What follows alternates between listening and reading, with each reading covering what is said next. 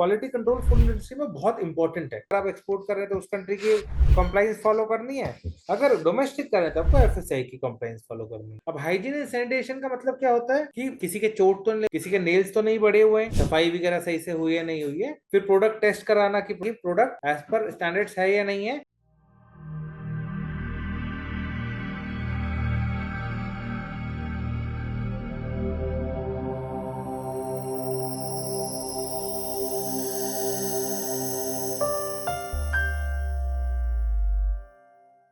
तो सबसे पहला पार्ट होता है क्यूसी, क्वालिटी कंट्रोल। तो क्वालिटी कंट्रोल फूड इंडस्ट्री में बहुत इंपॉर्टेंट है। तो ये क्या करता है?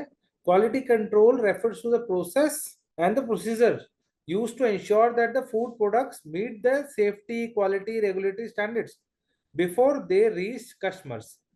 This involves the range of बहुत सारे एक्टिविटीज इसमें होती हैं, मॉनिटरिंग और improve various aspects of production.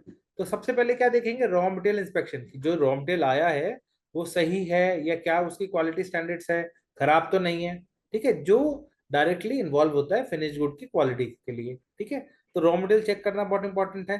Process control, process control क्या होता है? जैसे टाइम, टेम्परेचर, कितने मिनट, कितने टाइम पे रहेगा, है ना, जला तो नहीं, वो सारा प्रोसेस कंट्रोल में आ जाता है कि, है ना, जैसा हमेशा बनता है वैसा ही बने, तो प्रोसेस कंट्रोल रहेगा तभी बनेगा। ठीक है, फिर आ जाते हैं कि हाइजीन एंड सैनिटेशन। अब हाइजीन एंड सैनिटेशन का मतलब क्या होता है कि किसी के चोट तो नहीं लगे, किसी का ओपन वुंड तो नहीं है ना, किसी के नेल्स तो नहीं बड़े हुए हैं, बाल हेयर नेट पहना है नहीं पहना है, वो सारे हाइजीन एंड सैनिटेशन पे आ जाते हैं कि कहीं पे ऑफ स्मेल तो नहीं आ रही है, कहीं पे सफाई वगैरह सही से हुई है नहीं हुई है। तो ये सारी चीजें हाइजीन एंड सैनिटेशन में आ जाती है। ठीक है, तो this is also very important कि क्वालिटी कंट्रोल रहे जिसलिए। फिर प्रोडक्ट टेस्ट कराना कि प्रोडक्ट टेस्टिंग करवाना कि प्रोडक्ट एज पर स्टैंडर्ड्स है या नहीं है, एज पर जो हमारे टेस्टिंग लेवल्स हमने आइडेंटिफाई करे हैं उसमें है या नहीं है। जैसे मैंने आपको रिटॉर्ट के लिए बताया था, ठीक है, तो 50 CFU होता है, तो उस हिसाब से आपको वो चेक करना है ना। और अलग अलग प्रोडक्ट्स के हिसाब से अलग अलग वहाँ पे थोड़ा सा वेरिएशन आ जाता है। ठीक है, अब कॉम्प्लायंस विद स्टैंडर्ड्स। अब एफएसआई के अलग कॉम्प्लायंस है, हर कंट्री के अलग कॉम्प्लायंस है, तो वो अगर आप एक्सपोर्ट कर रहे हैं तो उस कंट्री की कॉम्प्लायंस फॉलो करनी है, अगर डोमेस्टिक कर रहे हैं तो आपको एफएसआई की कॉम्प्लायंस फॉलो करनी है।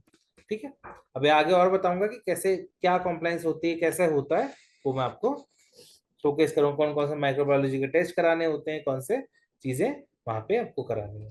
फिर ट्रेसेबिलिटी, जैसे बैच नंबर्स होते हैं, वो भी क्वालिटी कंट्रोल का काम होता है कि बैच नंबर सही से डले हैं नहीं डले हैं, है ना, और उसका क्या ट्रेसेबिलिटी है।